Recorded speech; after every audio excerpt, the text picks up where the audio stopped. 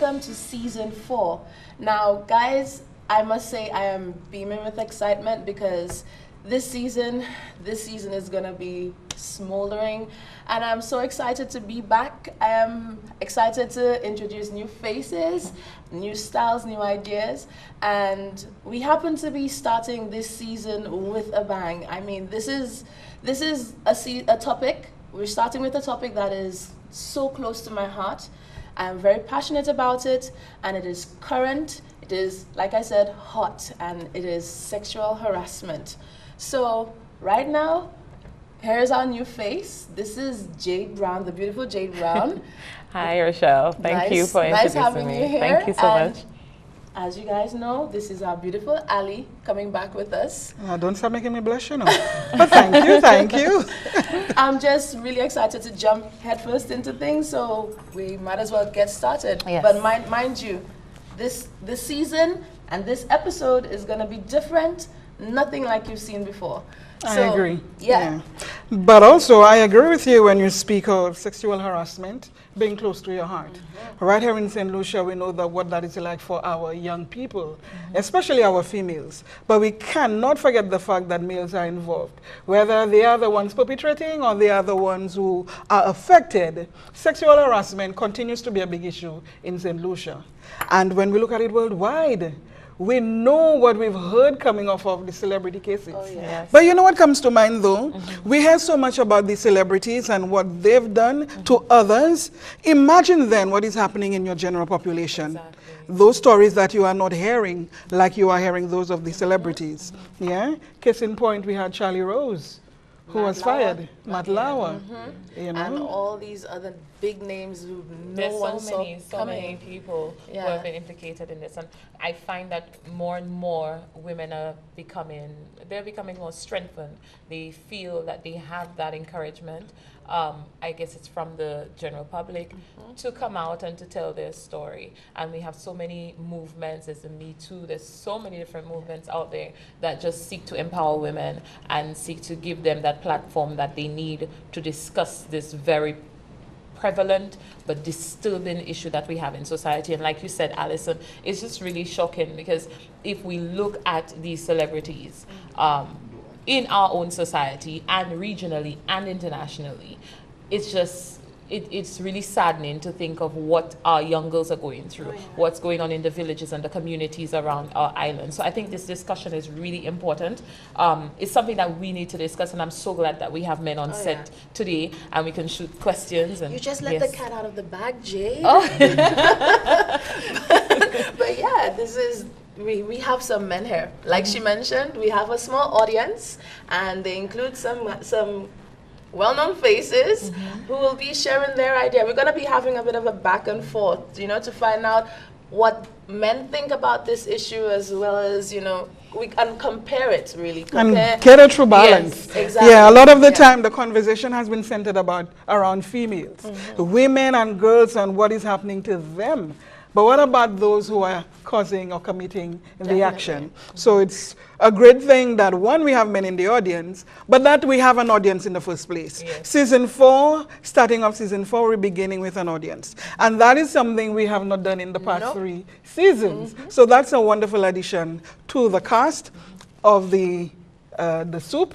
And going forward, we know that we're going to be getting into some ding-dongs with our audience. I'm looking forward to it, actually. I think we'll start today, definitely. This is a hot topic, and not just a hot topic, but it's something that's really important and very close to the hearts of many people here. I'm sure every person here knows one person, or it's happened to themselves, that has had some exposure of some kind to sexual harassment. And one thing I really am hoping that we achieve here today is that this is something, people in St. Lucia and the Caribbean, is something we like to dismiss as, it's part of our culture. Yes.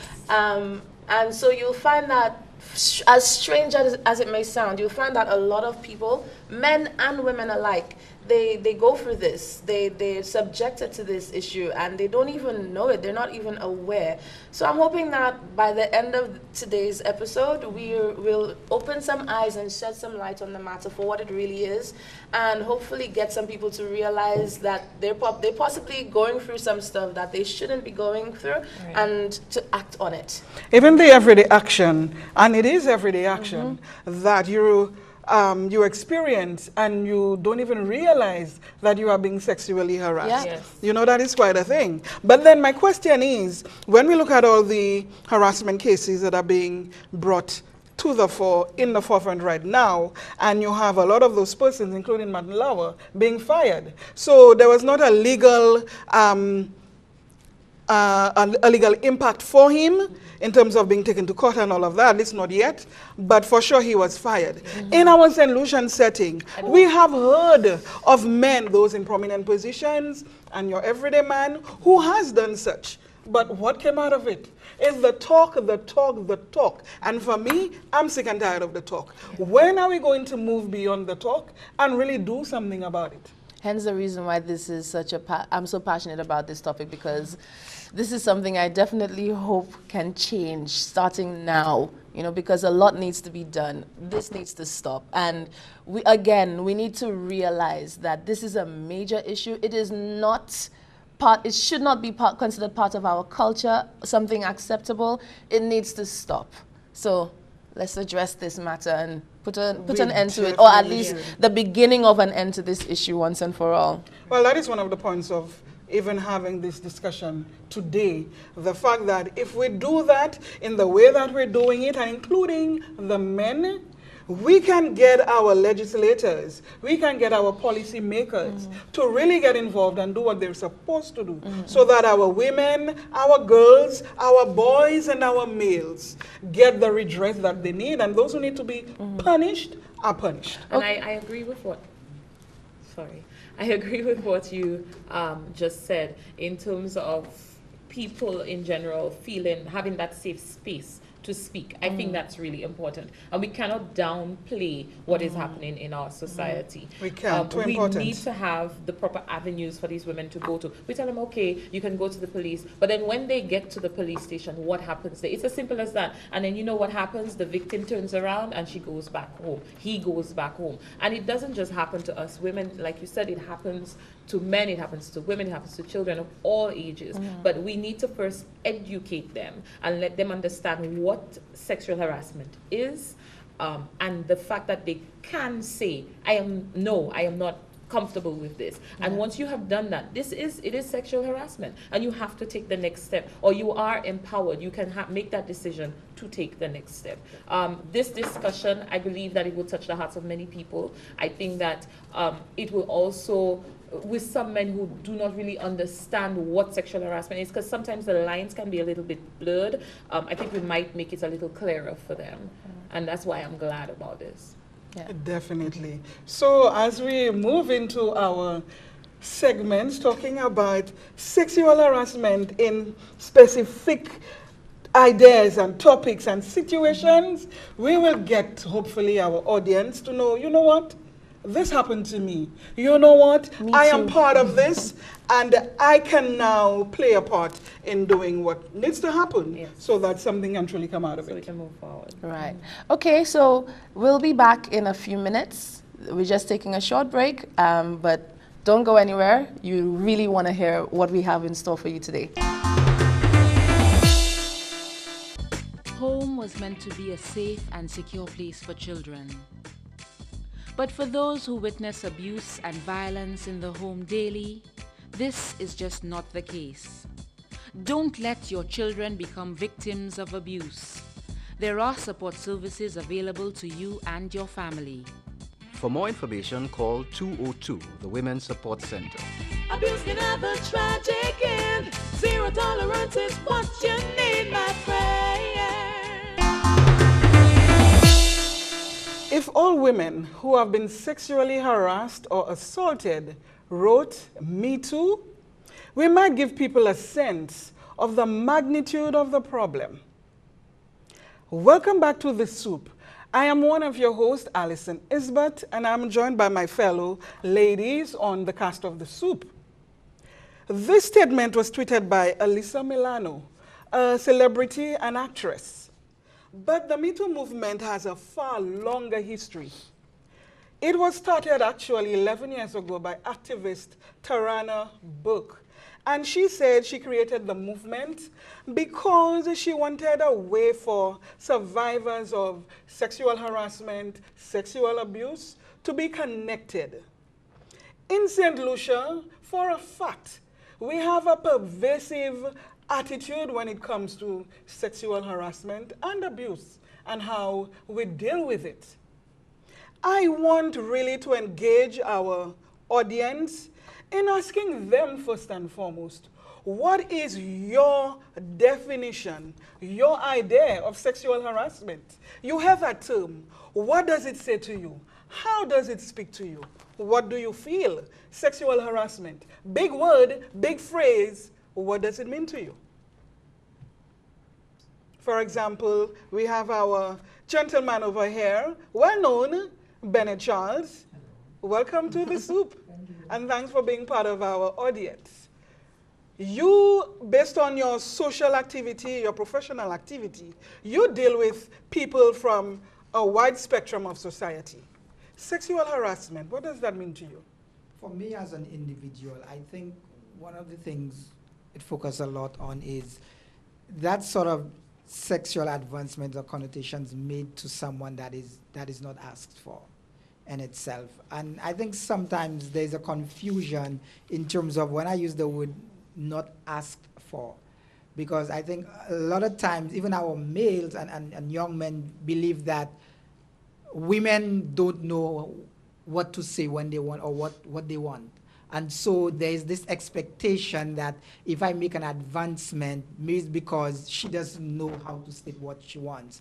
And so for culturally, it's accepted that I make advancement as a woman or a man, whichever thing. And so I think in a society like I think more Caribbean, so it's accepted for a man to make advancements as a woman, whether she wants it or not.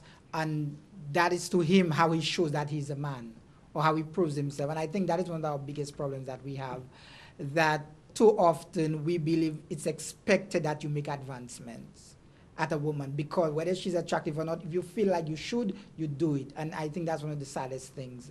That is a man's job. That is what a man is supposed to do. You see a woman that you like, a woman who to you is attractive, and you feel that it's within your right to say whatever.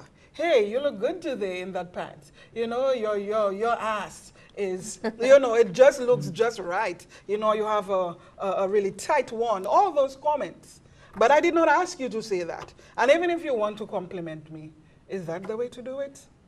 But let's be honest, Alison. I think I mean, simple example. We have a household predominantly headed by women. Mm-hmm. And I was asking the question earlier during the pre-show that the young mothers we have today, predominantly we have single-parent household headed by women.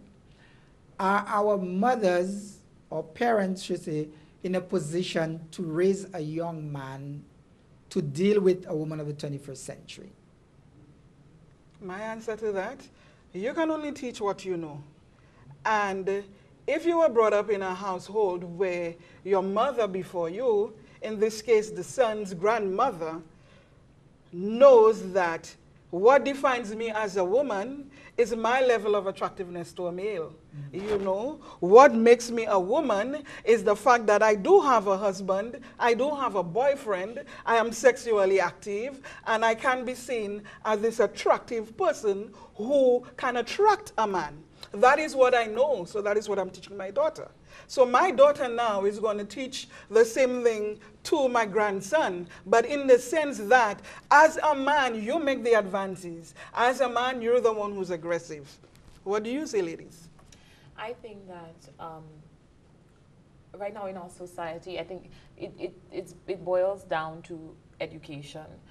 Yes, I will teach my daughter my ways, but I will also empower her so that she understands that she can make her own decisions. So if you are an introvert, if my daughter is an introvert and she's not used to going up to a guy, but she's used to a guy coming up to her, then that's okay. But then it's what happens during that interaction that's of concern to me. What happens when the man approaches or, like you said, makes advances? It's all good and well to make an advance. It's all good and well to introduce yourself to somebody. It's the method in which you do it. And that's the concerning thing here. I don't think it has much to do with what our parents teach us. I think it has a lot to do with what we teach ourselves and how we present ourselves and what we choose to accept. But I have my problem with that is, how do we learn those things? For simple example, tell me, I mean, from the panel, one organization that is male focused, made up of men, targeting male interventions, going to the right forums, going to meet the men where they are. One male-focused organization in St. Lucia that pushes the issues of men, that represent men, and that try to educate men on the way to look at issues of sexual harassment. Because sadly, some men actually do sexual harassment, they don't even know they're doing it. Exactly. So if we can name one organization that has been doing a great job at this and run by men, focused on men, I mean, I would be happy to know that organization. Those that I'm aware Okay, of, they do start. both. You know, it's not only male specific. You know, we look at it from all angles. Predominantly So- run by women, Predominantly. and these women are seen as feminists. I think Kevin has But something to say. I personally, I think most of the organizations you're speaking of, they focus on women. They mention men en passant. They focus on women. Now, I wanted to bring in here, we were talking about the definition for sexual harassment. Yes. And I have an issue with that definition. Because the definition says unwanted. The only time I know an advance or a comment is unwanted is after I have made that comment and you have reacted to it. So then I am being accused of sexually harassing you without even knowing what you're expecting out of me. Because if I just see you, Alison, for the very first time, I don't know what comment is going to trigger what reaction in you. So I'm going to try a comment. Okay. Now, it can be, my comment could be as subtle as I want it or I think it is, or as daring as I think it is. But that is what I think it is. What you think about it might be totally different. So then, where do we draw that line in determining that definition? I like that question, and I've heard that question so many times, and to me, the response is very, very simple. Before making that comment, ask yourself this question: how would you feel if a random stranger was to step up to your mother, your wife, your sister, or your daughter and say those things to them? Whatever it is that you're thinking about, whatever it is that you're about to say to this complete stranger, think of whether you would like to hear those same words uttered to those 4 women in your life that I just mentioned. But then for me, that is the issue. Because what I would accept is not what you would accept. Like you were saying, what my parents brought me up to accept and to think is okay is not what your parents brought you up to accept and think is okay. So I might think is okay because I've heard in my family circles everybody saying, okay, your butt looks good. So to me, that is an acceptable way. So I step up to Alison and I say, your butt looks good, and she slaps me. I'll be like, what did I do wrong? And it goes back to what you said about not even knowing that you're sexually harassing someone.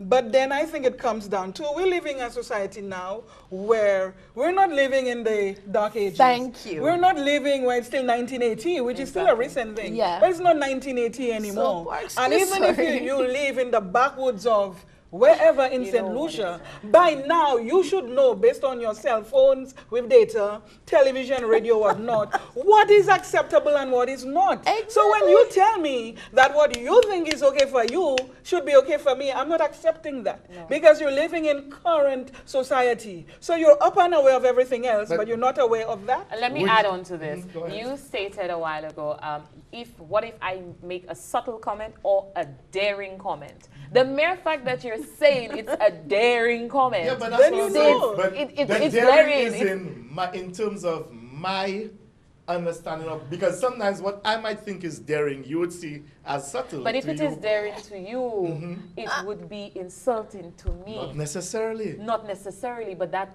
the mere fact that there's a possibility that it would be insulting to somebody else, or it would be deemed as sexual harassment to a woman, you should not make that comment.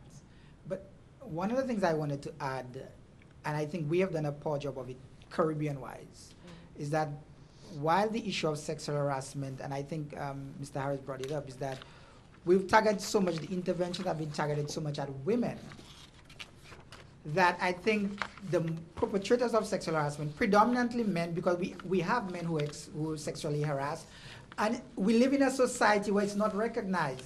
It is okay for a woman to slap your butt as a man, because a woman slap my butt, that's great for me. It's okay. However, if I were to turn around and slap a woman on her butt, it is seen as sexual harassment. So I think we've sort of cheated men in that aspect by focusing so much sexual harassment. Not that women are not predominantly the ones sexually harassed, but we need to understand that we need to ensure that men understand and that we provide a platform where men can recognize also we are being sexually harassed on occasions. But it starts here. It starts with the discussion. It starts in the home. It starts in the communities. And this is a community. So I think that we're taking, it may be baby steps. It may take a while, but we're doing our part. Because too often we'll see it on the news, or we'll see our policymakers passing legislation about maybe sexual harassment. And then we're like, okay, so how does it filter down? But we're working from the bottom and we're working our way up. We're doing what we can do. So I know when I go to bed tonight, I know I've done my little part to aid in this situation. And it's also about being aware of when you are being harassed. You are in a social setting, you're at a bar, you're at a club, you're hanging with your friends, and this guy comes up to you and he immediately touches your butt and he says, hey, you look fine today, you know, if even that is what he says. Because if it's just you look fine today, one woman may say, well, that's not so bad. But then you touch my butt, so that made it even worse. Or you looked at me and you said, you know, I want to get down with you tonight. And I'm being very westernized in my phrasing, I know that. Because a Saint Lucian man will not tell you that. Down, no. You know? So a Saint Lucian man will not tell you that. But we do know that they make these comments to us. So it's knowing when you are being harassed and saying it right away. One example is a girl who said, she parks in this certain spot every single time she needs to go into town.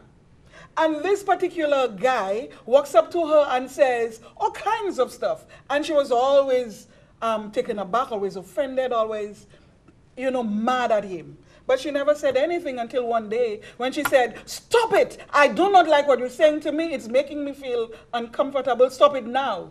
And he immediately took a step back like, oh, my God. Not realizing that he was even offending her that way. So in making a statement, from then on he started to say good morning, good afternoon. But you know what, folks? We will continue that conversation after this commercial break. As communities, we have a role to play in ensuring that abuse of women and children in the home gets reported. When violence in the home is seen as a private matter and communities turn a blind eye, tragedy sometimes follows. It doesn't hurt to help. Find out how you can make a difference. For more information, call 202, the Women's Support Center.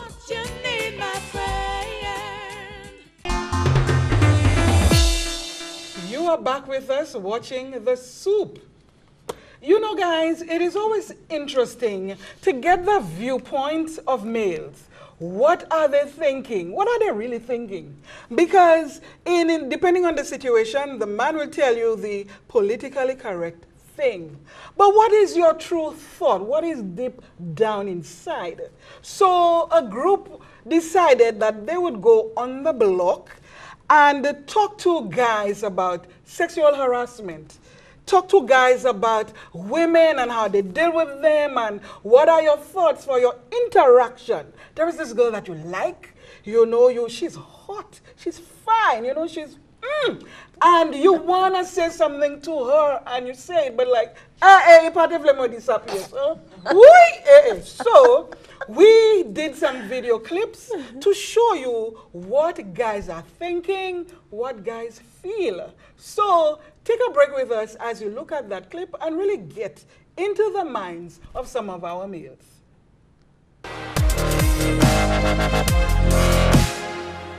Imagine in the States, in New York in particular, there are laws that say if you do something of that nature, just come up behind a girl and dance on her, that can be seen as sexual harassment. You can see why. And look what Trudy going to do. Yeah, I mean, You can yeah. see So, why. But I could see why, but But now, all of that is, especially if you have it your was buttons perceived on. to be fun. Right, and it's not fun It was anymore. fun at the party. So is it that people taking things a little too seriously now when there really is not a problem? But I who wouldn't is to necessarily determine that say there's a that. I wouldn't problem? necessarily say that. It could also be a situation where, you know, a lot of guys take advantage of what obtained. That's it. You know, take advantage of what obtained. You know, culturally we kind of lax about certain things. So you as a man, you take advantage of that, and now women are getting to the point where Pushing back. some fellas taking advantage of that Getting scenario. fed You know, and they, you know. So you dancing with a girl, your hand all over the girl, hand going places not supposed to be. Of course the girl going to now see, you know what happen? I tired of them fellas. Yeah. All right, I tired of them fellas. And now you have lawmakers getting tired of them fellas too. Okay, so I agree with that. I want to. In fact, talk. I want to say something. You I want to say know, something. you know, there are some girls, right? Let me tell you, it's a real ticklish situation, you know, because there are some girls. If you don't do that, when after you dance, they're going to tell me, say, now, Mr. Magie. Now, So, I have mix never up. once met one of them girls. Where are they? I have never once met one of them girls. Where are Let me they? give you on a different perspective. Let me give you on a different perspective. I mean, from a cultural perspective, the way that we dance, especially with soca music and dancehall music, right? There's a lot of contact, right? I mean, again, you're dancing in front of an attractive woman. So what if you get aroused? Is that now a point of harassment? Because you may not physically touch the woman if your hands or anything of the sort, but you physically but touch you her. physically touching her. Yeah, but watch that though. Right? Yeah, I like that Listen. scenario you laid out because obviously you guys are dancing. At that point, it's consensual. Yeah, right? yeah. Then you get aroused. No, not all the time, eh? She, well, let's assume it's consensual. I imagine if she's dancing for an extended period of time, it's consensual. Because of the movement, you get aroused. At that point, let's say the young lady gets offended that you got aroused. Is it now sexual harassment? If you try to move and you keep going, It's then an embarrassment. harassment. Now, you It's an see, embarrassment because as a man, I feel embarrassed. I think now we Yeah, we're why? really- Let me embarrassed? tell you why I feel embarrassed. I feel embarrassed because guys, I can't control myself on you. But you're never supposed to Okay, so the wind blowing strong, and you cannot keep your eyes open. You're embarrassed because you can't control yourself. That's just a natural reaction, Jed. Right. You guys, that's what happens. You know, I think we've come to the point where I think this is really the crux of the matter when it comes to But intended, relations crux of the matter. with men and women. Okay, it's about reading each other. Okay, seeing each other's reactions and then deciding on what to do. Because in a situation like this, one girl might move away because she realized, okay, this guy's aroused, and she will move away. As a man, if you feel, okay, she's uncomfortable, you let her go. You don't push yourself and force yourself on her. Another woman might react differently. And she's like, oh boy, I see. I turn that one on, and she want to feel it more. So then you react, and then you give her more. And I think it, you know, being sexually harassed is about, as a man, you have to gauge where the things you're saying to a woman or the way how you touching a woman, is she comfortable with it, and is she reacting to you in a positive way? Welcome back to The Soup. You just viewed a little clip about our guys, like Alison said, they were on the block and they were talking about their thoughts, their views on sexual harassment. They gave their perspective. Now we're going to have a little discussion with ourselves and with our studio audience about how men's silence on the issue of sexual harassment is perpetuating the problem. So what we want to discuss right now is what is it that men can do, what they are not doing, and how do we move forward in our communities? How do we move forward in St. Lucia to really address this issue, to really tackle it? And we want our men, we believe it is time for our men to speak up. We believe it's time for our men to literally say to their counterparts that what they're not feeling comfortable with, what they do not understand, what avenues we need to explore, and what tools we need to give them to equip them so that they now feel that they are actively partaking in this discussion, so that they feel like they're actually doing something, they're making a change in society. So we want to talk to the guys in our studio audience. We need to ask you this. I mean, why is it that men are so quiet on the matter? Or do you even believe that your male counterparts are quiet on the matter of sexual harassment? Before I hand over to my colleague, sadly, I think we not all men sexually harass women. I think we have a good portion of our population where we have what women consider the ideal man. One who does not disrespect, whether it be sexual harassment, the domestic violence thing. But sadly, you don't hear from these brothers. Whether they're not the forefront person, and a lot of times the negativity, the guys who paint the negative picture, I think the good brothers are the ones who pay for those sins. But I certainly think that one thing we need to do as men is that we need to look out for each other. And I think a lot of times as men, we don't support positive things being done by men. We don't take the initiative to actually design programs to support our men. All the programs that are happening, I heard you guys speaking earlier on that. They're good initiatives. They're targeting both men and women. But I would love to see a point where we as men ourselves get involved in programs run by men, focusing on men, where men are the primary target in itself. So I think that would really and truly be an initiative and do it in the right places. We may not need to do it in a studio. We may need to go to the bars to do it. We may need to go construction sites to do it. We may need to connect. The barbershops, an amazing place. If you visit a barbershop, you would hear the most amazing conversations. The same way you have the salon, and your women speak about all kind of things you all did last night. But I think this would be a start. Yes, and I agree with you, Bennett. But it's funny you mentioned the barbershop. Ladies, I would not be caught dead in a barbershop. I feel so nervous because when you enter in the barbershop, you'll get the comments and and the clippers will go off and these guys will start giving you the comments and you don't know what to do. So I think that you're correct in your reasoning. I believe that, we do need to have an outreach program, so to speak, and go to the men because it's clear they ain't coming to us. The barbershop is definitely the place to be because I can tell you just 2 days ago I was there and they did not, it was like there was no women inside this place because I can tell you the conversations that were there, I was just like, wow. I just kept on saying, wow, really? So good question. Did you feel any way harassed or anything like that at the barbershop? My first reaction was I was baffled, like, you're being this blatant? Like, I am here. Exactly. I am here. Acknowledge the fact that I'm here. Have some respect. But then at the same time, at the back of my head, I was thinking, you really think like that? Like, what kind of person are you? Because that's the place to get to just let it out, be yourself. Yeah. So, but then getting back to the point, I think that we mentioned the cultural part and you mentioned about accepting it as our culture. But I think a lot of times we have to look at the culture as not the negative aspects, but a way of understanding why things are the way they are. Because right now we're speaking about men being silent. And if you look at the whole cultural background of Caribbean men, it is not to complain. As a Caribbean man, you don't complain. So I will go somewhere and tell my partners, Alison touched me on my butt and I felt bad. I mean, come on. They would look at you as, you should be telling her to touch you more. You understand what I'm saying? That is the culture that we have to understand And when we can understand that, then we can look at how we can change it and change people's perceptions. And I think that's one of the things about men being silent on a lot of things. Even abuse in the home, I mean, there are men who get abused. But you're not going to come outside there and tell people your woman beating you. Come on. You understand? That is a shameful thing as far as Caribbean men are concerned. So I have a question for you.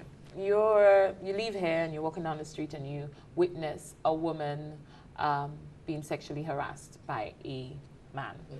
What would you do? Question? You can see that she's really uncomfortable. You can hear the man, I can just call it heckling. You know, it's like he's barking at her. What would you do? Well, I guess it depends on probably my mood at the time too. Wow. So do you need to be confident to defend a woman? Probably what I would probably do is, because I understand that you can't just intervene, because sometimes it's very difficult to intervene when you don't know the background and the relationship between those two people. Because I've seen a lot of times people intervene on a woman's behalf and have that same woman now chastise them and tell them that your business, keep away from it. So it's very difficult. I mean, we speak a lot about helping when we see, but then there are lots of times you have to think twice, because sometimes even in trying to help, you may find yourself the one being left with the short end of the stick. But notwithstanding that, what I would probably do is I would probably try to take her away and pretend like that's my friend or that's my girlfriend, and I'll just, hey, darling, let's go, you understand, to try and diffuse it. But then again, doing that, I might be accused of being sexually harassing, because I would come and put my arm around and say, let's go, and you're just, she might tell me, don't touch me. Yeah. So right away, you kill my whole vibe of trying to save you there, because the fellow realized, yeah, you understand? But I mean, it's difficult to know what to do. And I think that's one of the situations where it's only when you're in it, you really know how you're going to react to it. I don't think I can sit there and say I will do this or do that, because I think it all depends on the whole atmosphere at the time. But do you not feel some guilt if you don't act? I don't know if I would feel guilty. And I think that says a lot when, I think it's really reflecting our males in society and how they would respond to such a situation. Now, in our Saint Lucian society, that does not happen. Not really. And not in a way that would be effective.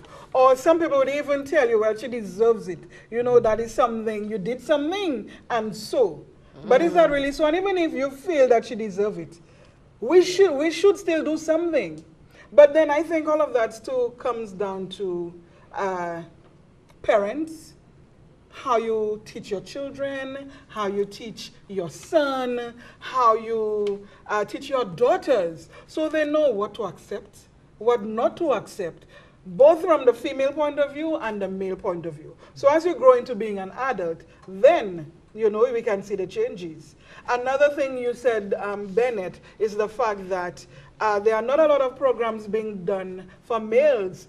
It is begun by females, for females, and the guys are secondary. That is a fact. So what do we need to do, and who needs to do it? Because that change needs to come. An important point you also made is the fact that a lot of men don't know what to say. A lot of men don't know how to handle such a thing. So that even if you want to help, even if you know that is wrong, how do I even go about doing what I really need to do? So somebody needs to tell me, somebody needs to show me, somebody needs to empower me, and not just the female. So we have quite a bit to do. Yeah. But it also starts, I think, with, for now, in the immediate, knowing what the actions are and doing something about it. For example, you mentioned, Madam, over here, the fact that one of your pet peeves is the leering, the staring. Oh, God. You just know when they give you that look, along with the tongue and the lip action. I'll tell you something. It's not about dating me. It's not about wanting to marry me. It's about wanting to get into my pants. Yes. I'll tell you something. I have a, like Alison mentioned, I have a list of examples. In fact, I got a long list. But I focused on the ones that are more prevalent here in Saint Lucia in the Caribbean. Some of those included invading personal space, unnecessary physical contact, unwanted touching, bragging about sexual prowess. This is something I've been exposed to way too many times from employers, employees, etc. But that's for another show. Spreading sexual rumors. Oh, yes. Yeah. Yes. That's a key one. Yep. Oh, another one. Displaying or circulating pornography. Pictures, I'm have videos. to tell friends, stop. We know about the many Saint Lucian stars that I we like have. that, Saint Lucian yeah, stars. that we have unwittingly. Comments about a person's physical characteristics. Psst, my girl, you looking well. You looking good in those jeans. I can see the shape. Like Alison mentioned, my personal pet peeve, the leering. When you can literally feel a man raping you with his eyes.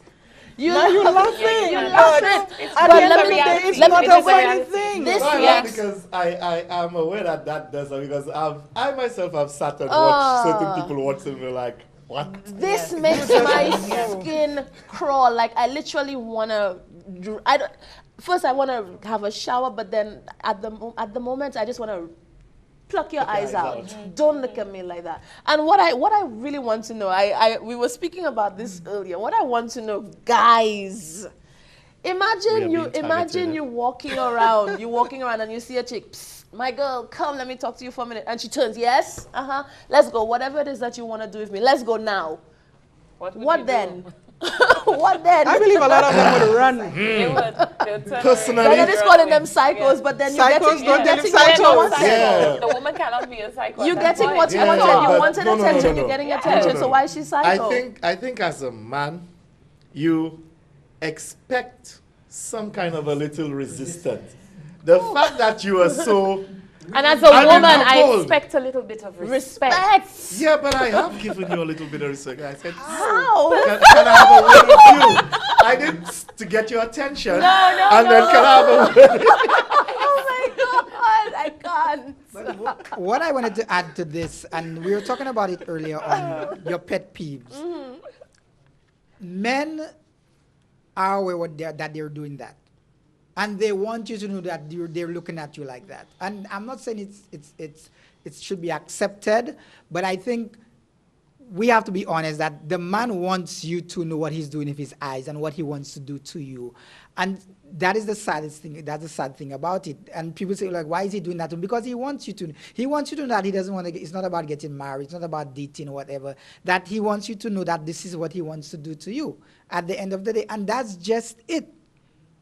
If he wants to have sex with you, the way he does it, that's what he wants, and he will do that.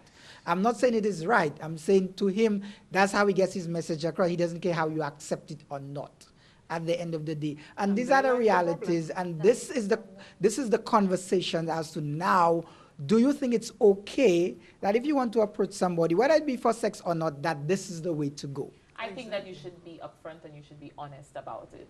I think that if...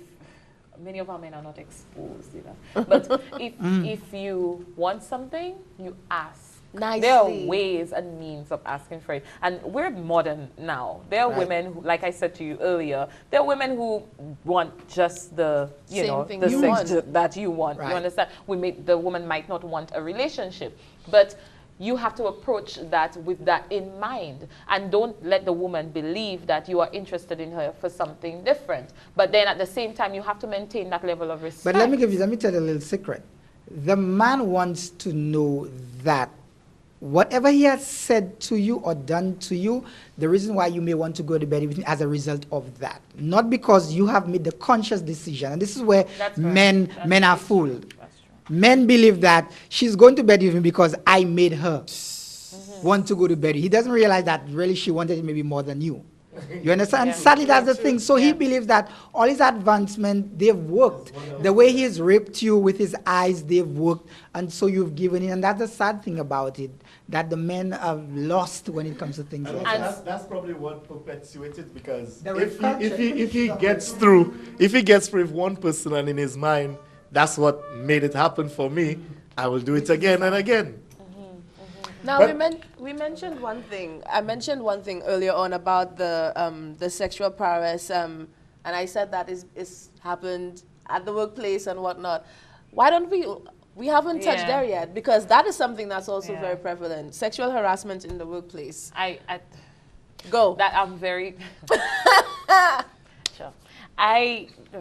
Given my background, my media background, you are told that you're supposed to expect it.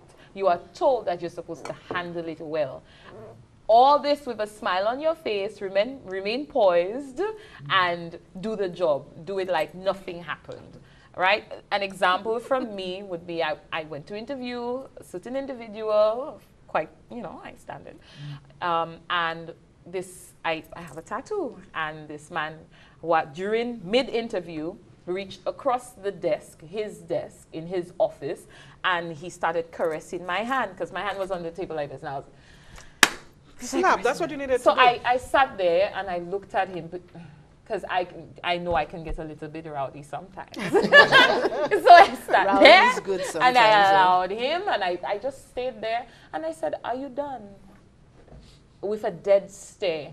And then he then felt so uncomfortable. Right. He let go of my hand, and I said, "Anyway, question number whatever." And I continued. But when I got to my office, I told my editor, under no circumstances, I am never interviewing this man again. And trust me, I never made it a secret. Anybody with 2 ears would understand and know who I'm talking about, because I told them who I was, so who did this to me, and how he made me feel uncomfortable. And to this day, you can see I am just nervous, because I feel so uncomfortable. Let me ask you. So when you told your editor, what was your editor's response? Thankfully, my editor, Winston Springer Jr., is amazing. He understood where I was coming from, and he did not allow me to interview him anymore. So I can say in that instance, but I know for you it might have been a little different. I've got a me too, you know. Yeah. But in my case, I went along with a colleague. I'm trying to keep as much info out of it, but I went to an interview with a colleague, and whilst this colleague of mine was conducting the interview, another person walked up to me, a very prominent person, walked up to me, and with my 4-year-old daughter in tow, they asked me, "What's your favorite sexual position?" This was my first time meeting this person ever. I was fresh on the scene in the media, and for this man to come up to me and ask me that, and I was completely taken aback. But what completely floored me was the response of that colleague when I told him about it afterwards, and he just laughed it off, and he was like, "Hey girl, what you expect?" That man, men that age, they don't have time for no small talk anymore. They just get straight to the point. And he laughed it off, and I was told right then and there that I need to have a thicker skin. Yeah. I'm too emotional. And if you're so emotional, maybe this is not the right job for you. That is always a statement that you get. Day in, day out. Yeah. And if you so much as, like, if my dress is here and not under my knee, I'm a whore. And you know, that media person, it really grates on my nerves, because they don't look at the content of your character or the work that you do or your professionalism. It's just the body and the, so you would try, even sometimes I'd wear a little baggy something to work, because I don't want, depending on where I go, and just to avoid. Trust me. And you should not even have to do that. Yeah. Why are we subjected to this? Yeah. I think our audience has a comment to make. I think it's up to the women at any point that we get to say no, and to say, you are not allowed to speak to me like this. It's inappropriate. I mean, it's hard, because it's like you backed up against a wall. I think men especially don't understand how we feel, and because we still have to be graceful, we still have to not it's almost as if we still have to accommodate their bad behavior, so that we don't look as though we're crazy or overreacting. So it's a hard thing, because it's uncomfortable. Sometimes even when you're there with your partner, you still have men making moves on you, and it's uncomfortable. So then I have issues when, for example, when Bennett was saying, I was listening, when you say, "Oh, there's not enough programs for men." But what about men using their discretion? What about men flipping the script. And I mean, a simple thing at work, you'll bend down to pick up something that didn't fall in the garbage. Oh, miss, I like that side. Oh, You understand? Things like that. Or if it's cold, I'm like, oh Lord, I need something hot. Miss, I have something hot there for you. You understand? And so sometimes it's not always about because they want you or they want to put that off. It's just inappropriate. And what gives them the power? Or how do they know that? How are they empowered to make certain statements like that? And it's hard, and sometimes you don't get the opportunity to. You understand? I remember a time I was driving out, and you had to stop at the bridge, and man, miss, I have it there for you early morning. I'm like, excuse me, do you think it's okay for you to speak to me like that? And then it's like, as they say, the reaction is always the same, like, oh, I didn't know, as if like, you know. So I think it has to come with women being strong enough to say no, nip it in the bud when it happens, because it's hard. It's a hard thing, especially the situation. But it has to start one lady at a time, putting these men in their place. Because let me tell you, when you're in town, I understand that certain bus stands, you have to cross the road when you're passing. It's like an attack. It's like art of war. All right, I know I'm not passing Grizzly bus stand by the market area. Why must I feel that way? Exactly. You understand? So it's a case of men in general just not using their discretion. You could be driving and the internally watching you in your eye. It's not acceptable, point blank. So yes, we will do what we have to do and say you are not allowed and stop it in the bud, but then men just need to start using their discretion and be a little bit more, what's the word? Open, and at least use your discretion, because it's not just the typical I like to see you and wanting the sex. It's in all levels and in all spaces. Exactly. You understand? And little ways that you find it seeping in, etc. You know, a coworker will just come and say, Miss Boy, I didn't have no sex this weekend. I didn't ask you that. None of that. You understand? Right. So it's just inappropriate. So I think there's no excuse for it, cultural or what, because you have boys who come from households and they don't come out like their fathers. Thank you. They don't come out like their fathers. So I think it just has to be women, one woman at a time, telling men, this is inappropriate, you're not allowed to speak to me like this. And I think that's where it starts. And saying it powerfully too. Yes. Because a lot of the time we say, no, stop that, I don't like it. No, we have to be firm in our no's, in our I don't like it, etc. I think that whether or not we are confident in the no's, a no is a no. And we still need to say, like, it doesn't matter if I whisper it or if I shout it from the mountaintop. It's just no, don't do it, I'm uncomfortable. Well, I tend to agree with you, Alison, in that women have to be more assertive. A lot of the times they say no, but you're still confused as to whether it's no or just, you know, playing. You need to... No, but no, it is true. No, he's talking his reality. It's true. I mean, a lot of times you have to be assertive and say no and show that it's no. All right? The other thing is, I think that you were talking about the guys and you say, but I think it's something that it's a learned behavior. Yeah. Because it is something that the younger ones see happening. So whereas you might think nobody taught them to tell you, my girl, I have it there for you. Thank you. Whereas you might think nobody taught them, they have learned that just by them simply being in the society. Because that's what they see and hear other men do. So they learn it. A lot of the behaviors our young people have are not taught formally in a school. And it's not taught at home. It is taught in the society as general when they're out there. And I think that's why the point Bennett made about having some kind of organization to deal with those things for men, to teach our young men how to react, to let them know that, yes, just because you see everybody else on the block telling the girl that, it doesn't make it right. Because a lot of times that's what's happening. I'm sitting on the block, all the guys who are older than me are saying that to the women when they pass. So what will I say to the woman when she passes? Think I'm going to change it and say, hi, madame? No. No, I'm going to call you exactly what. So could I. And then speaking to that point, let me just throw something at you ladies. In terms of the same double standards and the double meanings. So here you are sitting at the bar with the three of you sitting at the bar, and this gentleman who all of you feel is appealing walks up and says, ooh, I really love that butt.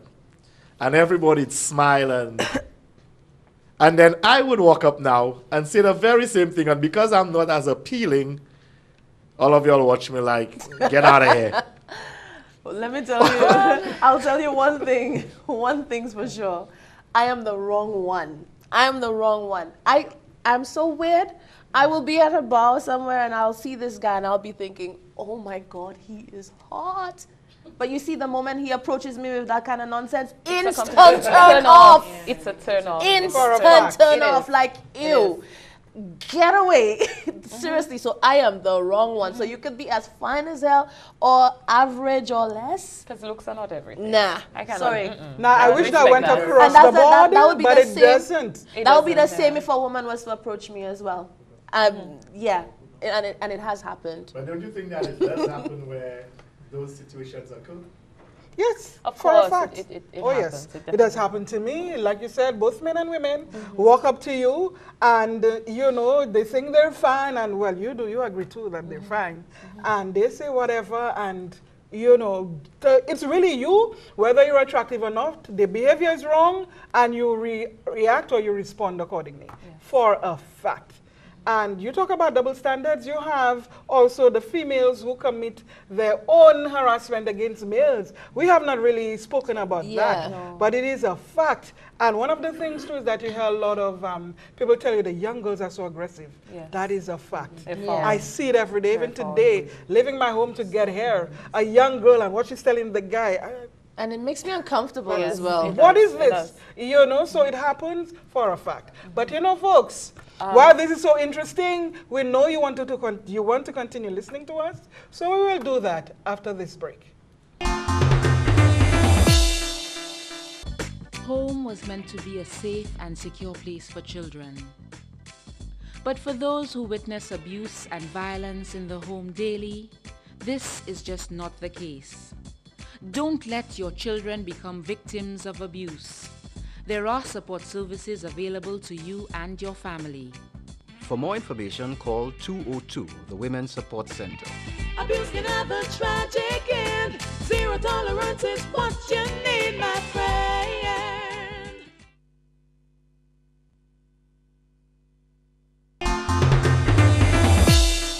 Welcome back to The Soup. I'm afraid our time is over, our time is up, but it has been a very, very intriguing episode and just a perfect way to start off season 4 of The Soup. I'd like to say a big thank you to my co-hosts. You guys have been amazing. Thank you for welcoming me. Thank you so much to the studio audience. It's our first time. I hope to see you guys again because, as you so rightly said, and one of our cameramen said, there's so much more to this topic that we need to discuss. The matter of sexual harassment is one that is prevalent in our community. It is one that we need to take seriously. It is one that we need to approach, yes, with caution, but we need to approach with confidence as well. We need to equip our men with the confidence that they need to speak up on the matter, and we also need to equip our young girls, our women, our boys, our children, you know, with the power that they need, they really need now, to speak out, to say no. And yes, of course, saying no, no matter how subtle it is, no matter how loud it is, a no is a no. And our men need to be educated. Our women need to be educated as well.